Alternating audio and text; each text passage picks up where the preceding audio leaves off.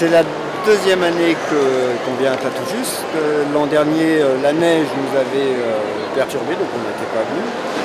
Ce qui nous a intéressé à Tatoujus, c'est que c'est un salon où il y a, enfin en tout cas ce qui m'intéresse, c'est qu'il y a beaucoup d'associations. C'est pas un salon où on trouve des marchands du temps, comme on peut trouver ailleurs. Et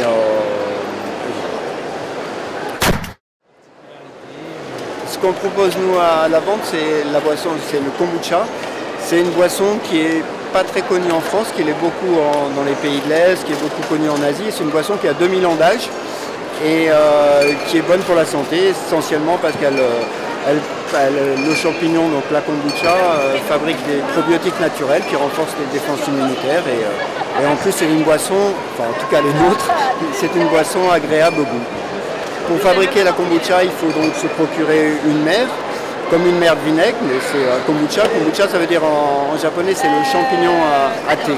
Donc une fois qu'on a cette mer, on peut assez facilement trouver auprès d'amis qui en font ou même ailleurs sur internet. Il faut lui donner à manger, du sucre et du thé. Et à ce moment-là, se produit une alchimie. Le champignon commence à... C'est une véritable usine chimique qui se met en route et qui fabrique la boisson qu'on appelle la kombucha. Si on veut en faire des cures, on boit 3 verres par jour, matin, midi et soir, après les repas. Sinon, si on veut le boire en agrément, on peut boire toute la journée, 1 litre, 2 litres. Moi, parfois, j'arrive même en été à 3 litres. Et je ne suis pas énervé à la fin de la journée parce que le thé est complètement transformé par le champignon. Il n'y a plus de théine à l'arrivée.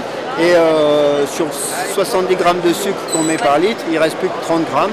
Et c'est du fructose. Donc même, on a des amis diabétiques qui en boivent et ça se passe très bien.